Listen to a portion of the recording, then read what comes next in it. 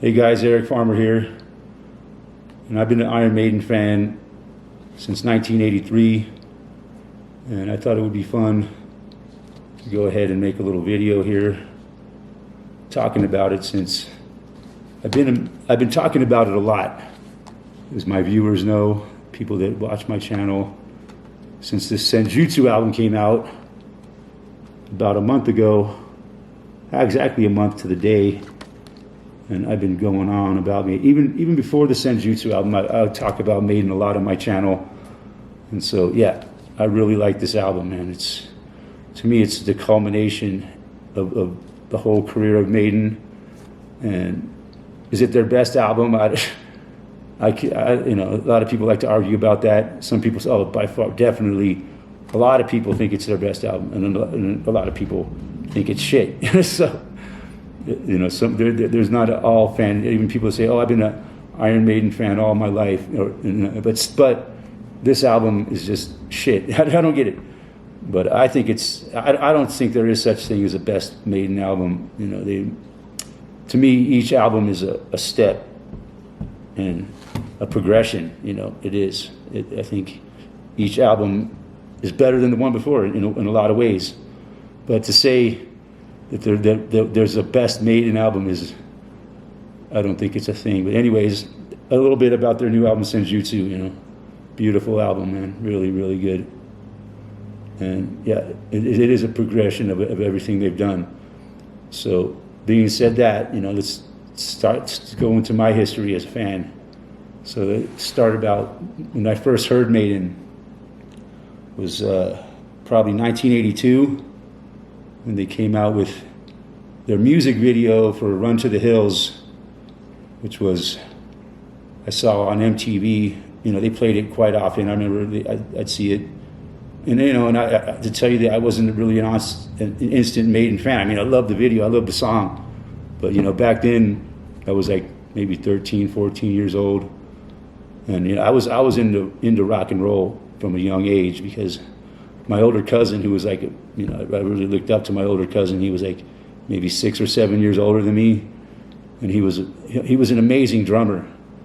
And I'd go over to his house, and he'd put records on. He'd play the drums along with him, and he was really into Van Halen. That was his band, and Ozzy Osbourne, Randy Rhoads, because he knew Randy Rhoads. Randy Rhoads was right up the street from him. They grew up in Burbank, California, and so, I was into music. I was really into my bands right then was like Van Halen, AC/DC. I loved AC/DC, man. I just really I enjoyed watching Angus play so much. I saw him later on, but at that point I hadn't seen any. I hadn't even been to a rock concert at that point in 1982, and so that was the first time I had heard Maiden. Was on the MTV run to, and it was a good video. It was kind of funny. It was kind of cheesy, making fun of the Native Americans. I don't really care for that, but at the time it was good. But I really didn't become a Maiden fan overnight because of that video. It was later. It was like when I was in California as a kid. There was a station called KMET, and they would play when the new Peace of Mind album came out.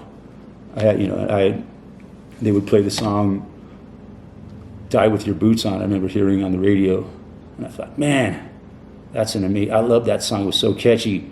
It had such a cool chorus, If you're gonna die, and then it had the backup. If you're gonna die, if you're gonna die, if you're gonna die. I remember hearing that, and I was like, man, I love this song so much. I got to get this record. And I was like 14 years old at the time, or 15 maybe. Yeah, 15. And the first record I ever bought.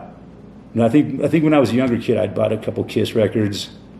It wasn't the first record I had. I had some AC/DC. I had Back in Black. I had Van Halen 1. I think that was like all the records I had. At that point, I just had those 3 records. I didn't even have the Kiss records anymore. I just had Van Halen 1, AC/DC, Back in Black, and what was the other one? But anyways, I remember I went out to the record store and bought the Peace of Mind record. And as I looked in, I was like, oh, the new one, does it have Die With Your Boots On? And oh yeah, this is the one I want. And I remember I took it home and to the apartment we were living in at the time, and we had my grandma's old Wi-Fi record player. It was like a big piece of furniture, I remember, and I put the Maiden album on there and I played it, and I was like, wow, I was blown away, man. I loved every song I heard. I was like, wow, and turned it over, listened to the other side, and I must have listened to it like 3 times in a row. And I was just, that was the tape. When I bought that record was when I became a Maiden fan. And yeah, that was amazing. And I remember I just listened to it so much. Yeah, me and my brother would sit there and it was like, oh, this is so good. This is amazing. And so fast forward another year later, and I had moved out here to Colorado when I was like 17. And I was staying down at my uncle's house in Denver. And there was a kid up the street. His name was Mark Rivera. And he was a real big Maiden fan. He was younger than me. He was probably like 13 years old when I was like 15. When I was like 17 at the time, and he was like maybe 15. And he introduced me to all of Maiden's earlier records, you know, from Iron Maiden, Killers, the other one, what is it? Number of the Beast, because at that point I had really only heard Peace of Mind and a few songs off Number of the Beast. And at that point was when Power Slave came out, and he also introduced me to Power Slave. So I was like, in the short time I had been introduced to all of Maiden's music up to that point, and then they came to Denver. Well, the first time I saw them was when I was like 17. It was at 1980. That was like, yeah, late 1984, I think, yeah. It was like December of 84. And they played at McNichols Arena here in Denver. And I remember, man, the highlight of that show was, the thing that stands out in my mind was when they played Hallowed Be Thy Name. My God, it was so good. It was like, and the intro, waiting in my cold cell, you know, the whole intro, and then when it gets to the point where the sands of time for me are running low. You know, it has that whole intro.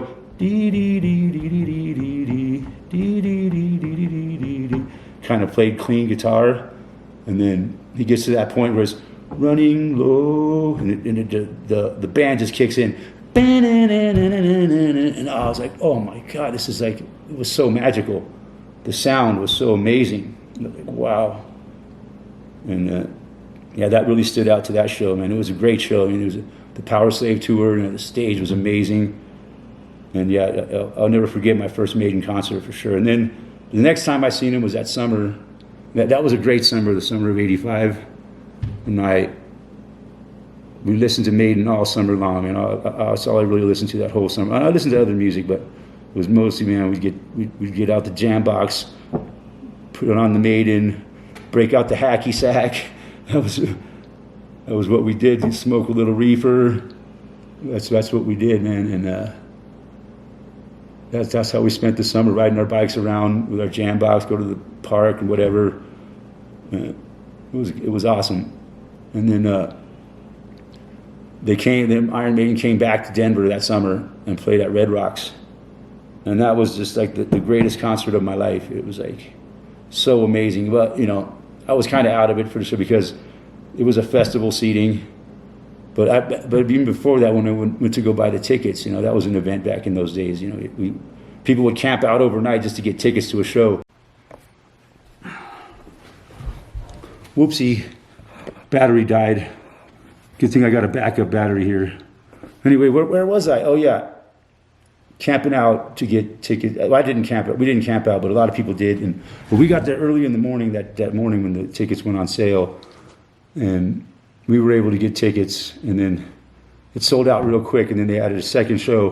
And I was like, damn it, we could have waited and got tickets, but I didn't care. I wanted to go to the first show anyway, so it was cool. It was festival seating at Red Rocks Amphitheater, and we did camp out overnight for the show, which was, we bought the tickets like in June, I think, and the show was like, came in like August or something, and so we were looking forward to it all summer long. And then man, it was the concert of the century. I would say it was really, really amazing show. And but I was kind of out of it because we camped out overnight. We partied our asses off that night. You know, I think I was 18 years old at the time. And yeah, we camped out on the stairs at Red Rocks Amphitheater. We just partied all night, man. We had a bunch of booze and we were drinking and took acid and smoking weed, and it was an amazing time. But the next morning we were out. I might have slept for an hour or two on the steps, and then we went into the show, and we got front row, fourth row. And so yeah, it was so cool. We sat there all day long in the hot sun, and the good thing I was a young guy then, and watched them build the stage for Power Slave tour, and it was just amazing. And by the time the show started, man, we were pretty tired, but it was still good. I remember I was so close. I was like right there. I was able to make eye contact with the band, and it was so cool. But I remember before the show even started, one of my friends that was there with us, Sean, he didn't make it, man. I climbed up to the top of the theater to go get a drink or something, and we get something to eat and drink, and like he was there sitting there. He was like sitting there on this wall, this like stone wall. It's like looking all fucking just trash, and I'm like, dude, are you okay? He's like, he had to call his dad to come pick him up. It was lucky that Red Rocks is pretty close to Denver, so yeah, his dad he missed the show. His dad had to come pick him up, but yeah. So yeah, that was the summer of '85. That show at Red Rocks, man. What an amazing! I think it was probably one of the greatest shows Maiden ever played. And Accept opened up for them, and they were really good too.